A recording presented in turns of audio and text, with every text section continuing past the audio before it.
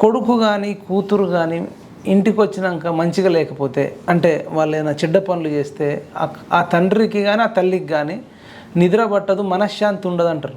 Correct. అంటే నీకు ఎన్నన్ను ఉండని ఇవాళ ఇంటికి వచ్చినాక ఎంత ఆత్మ క్షోభిస్తుందో కదా కేసీఆర్కి. అరే నేను ఎంత పొరపాటు చేసినా ఈ తెలంగాణ ప్రజలు ఎంత నమ్మకంతో నా మీద ఎన్ని ఆశలతో నాకు అధికారం ఇచ్చినారు. సర్వ స్వతంత్రుడు అండి కేసీఆర్. ఆయనే పార్టీ అధ్యక్షుడు, ఆయనే ముఖ్యమంత్రి, ఆయన చెప్పిన మాటే వేదం అని ప్రజలు నమ్ముతున్నటువంటి ఆ నమ్మకాన్ని పూర్తిగా వమ్ము చేసేసి మరి ఏం సాధించినాడు? చివరి దశలో లాస్ట్కు ఆయన బిడ్డని వాళ్ళు అరెస్ట్ చేసి తీసుకోవద్దు. దట్టు పెద్ద ఏదో వేరే లాంటిది కాదు, లిక్కర్ వ్యాపారంలో దొంగ పనులు చేసింది అనేటువంటి కారణం మీద ఆమెను అరెస్ట్ చేసి తీసుకెళ్తే అక్కడ జ్యుడిషియల్ మ్యాజిస్ట్రేట్ ఎప్పుడైతే ఆ రిమాండ్ కేసు జరిగిందో, no she is the kingpin, she has to be remanded to judicial custody అని చెప్పి 1 వీక్ రిమాండ్ చేసింది అని అంటే ఇంకొక తల్లిదండ్రులకు ఇంతకంటే కావాల్సింది ఏమిటో చెప్పు. ఏ తండ్రికైనా బిడ్డ మీద చాలా అమితమైన ప్రేమ ఉంటుంది. కేసీఆర్కి కవిత మీద మరీ ప్రేమ ఎక్కువ. కానీ ఆమె ఆ తండ్రి ప్రేమను, తండ్రి యొక్క గౌరవాన్ని, తండ్రి యొక్క మర్యాదను కాపాడలేకపోయింది. అదే ఆ సినిమాలో ఒకటి ఉంటుంది, త్రివిక్రమార్కు లాస్ట్ డైలాగ్, శత్రువులు ఎక్కడన్నా ఉండర్రా అని కొడుకుకి చెప్తుంటారు అన్నట్టు. తండ్రి కొడుకుకి చెప్తుంటాడు, శత్రువులు ఎక్కడన్నా ఉండర్రా, కూతుళ్ళ రూపంలో ఇంట్లో తిరుగుతూనే ఉంటారా అంటాడు. అంటే అసలు ఒక ముఖ్యమంత్రి కూతురికి ఇంత నీచమైన పనులు చేయాల్సిన అవసరం ఉందా సార్? మీరు నమ్మరు సార్, ఒకసారి నేను చెప్పినాను, ఇట్లా కాదు, ఈ రకంగా ప్రతి విషయంలో తలదూర్చడం, ప్రతి దాంట్లో వేలు పెట్టడం అనేది మీ డాడీ యొక్క గౌరవ ప్రతిష్టలకు భంగకరంగా ఉంటుంది, దీనివల్ల చాలా అనర్థాలు జరుగుతాయి, ఇట్లా వద్దు అని చెప్పినాను సార్. చెప్తున్నా, అరే అంటే ఎట్లుంటుందంటే పోగాలను దాపరిస్తే మంచి వాళ్ళ సలహాలు ఏడలు వచ్చేస్తాయి సార్ పోయే కాలం వచ్చినప్పుడు కదా. అసలు ఎట్లాంటి ఒక ఒక క్రెస్ట్ ఆఫ్ ఫేమ్ ఉండేది కేసీఆర్కి, ఎంత గొప్ప పాపులారిటీ ఉండేది. జన మానసాలలో ఆయన పేరు ఎంత పదిలంగా ఉండేది. కేసీఆర్ అని చిన్న పోరగాలు సార్, 3-4 ఏళ్ల వయసులో ఉన్న వాళ్ళు కూడా కేసీఆర్ బొమ్మ చూస్తే కేసీఆర్ అని అనేవాళ్ళు. అభిమానులు. ఆయన వెంటే నడిచినాం కదా, ఆయన నేతృత్వాన్ని నమ్ముకొని రాజకీయాల్లోకి వచ్చినాం కదా. అంటే నేను అనేది ఏంటంటే, ఏ దశలో అయితే ఆయన ఒక తండ్రిగా తన బాధ్యతలు నిర్వహించడంలో విఫలమైనాడో ఆనాటి నుంచే వాళ్ళ పతనం అనేది స్టార్ట్ అయింది. ఇవాళ కేసీఆర్ యొక్క దుస్థితికి ఎవరో కారణం కాదు, కేసీఆరే కారణం. అదే కేసీఆర్ కడుపున పుట్టిన, అంటే కేసీఆర్ వల్ల పుట్టిన ఆ పిల్లలు వాళ్ళు ఇంకా కూడా అసలు వాళ్ళలో వినమ్రత లేదు, కొన్ని ఆత్మావలోకం లేదు.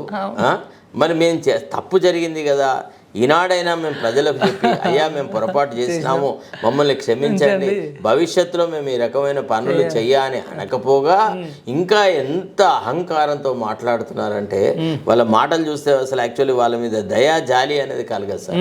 చాలా బాధాకరమైన విషయం. కేటీఆర్ అసలు ఈడీ ఆఫీసర్ మీద రెచ్చిపోతున్నాడు సార్. అది కరెక్టే అట్లా రెచ్చిపో, అసలు లోపలికి ఎంట్రీ అసలు ఉద్యమ కాలంలోనే ఒకసారి ఇన్స్టాగ్రామ్ మనది ఓపెన్ చేయి, కేటీఆర్ది విషయం ఏంటంటే, అసలు ఉద్యమ కాలంలో పడిన కేటీఆర్ యొక్క ప్రవర్తన, ఆయన భాష, ఆయన హావభావాలు అవి చూసినప్పుడు ఆయన అరే వీడు నిజంగానే ఈ అమ్మాయి ఎట్టున్నాడు రా, వీడు నిరంకుశపు దొరలాగా ఉన్నాడు అని మేము అనుకునేదన్నమాట. అదే రకంగా ఆయన ప్రవర్తన ఉండింది. అదేది కేటీఆర్ ఇన్స్టాగ్రామ్లో ఐడి ఆఫీసర్లను ఇట్లా అడుగుతుండ ఇదేనా? చూడండి సార్, ఒకసారి వాయిస్ పెట్టండి.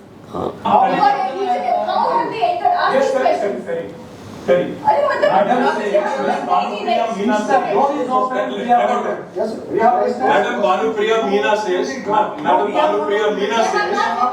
search is over and arrest warrant is produced, and now she says, hold on, and now she says, we can't come in. Harish Rao చేతులు కట్టుకుని శుద్ధ పూసలేక ఇంగ్లీష్ రాదు కదా. But she wants to make a case. You're given an undertaking in Supreme Court, and now you're violating it. You're in serious trouble. You have the legal remedy always available. You have come here on Friday. కింద comment పెట్టారు sir, చూద్దాం. ED ఆఫీసర్తో వాగ్వాదం ఏంట్రా, కేటీఆర్ కవిత arrest, KTR ఈడితో వాగ్వాదం. అరే నా లౌడల English ఆపురా బాబు అని పెట్టిండు వాడు, కర్మ ఫలితం అని పెట్టిండు, ఇంకోటి దండం అని పెట్టిండు. చూడు ఇట్లా ఒక్కసారి అసలు వాడిని కూడా లోపల వేయండి, వాడిని కూడా లోపలేయండి బ్రో, సూపర్ సూపర్ అని. ఇలా అయ్యను కొడుకును కూడా తొందరలోనే లోపలను కాలని యావత్ తెలంగాణ ప్రజ లోపల వేయాలని, లోకాల నూకాలని యావత్ తెలంగాణ ప్రజల ఆకాంక్ష. సార్ ఇది ఒకసారి ఫేస్బుక్లోకి వచ్చాయి, ఆహా ఎంత బాగుంది, ఓహో భయ్యా వీడియో దమ్ బిర్యానీ తిన్నట్లు ఉన్నది.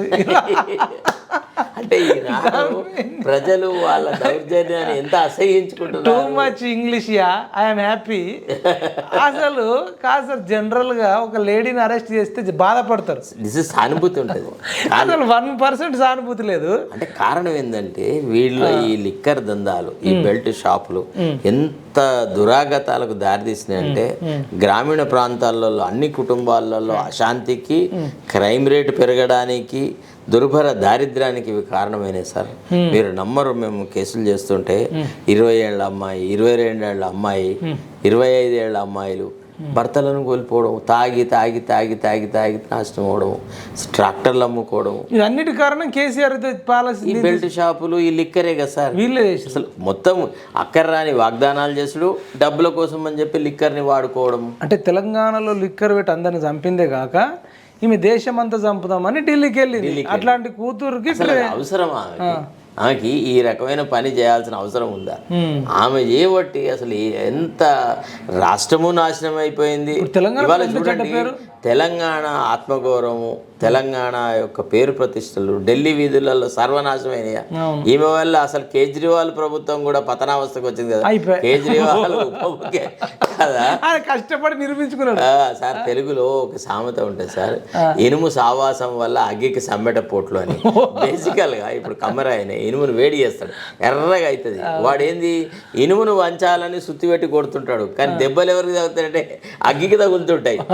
అంటే దుష్ట సావాసం వల్ల ఈ రకమైనటువంటి మంచోళ్ళకు కూడా నష్టం జరుగుతుంది. నిజానికి అగ్ని పవిత్రమైంది, కానీ ఆ అగ్ని కూడా తప్పుడు సావాసం చేయడం వల్ల తన్నులు తినది. అటనే ఈమె సావాసం వల్ల కేజ్రీవాల్ కూడా నాశనం.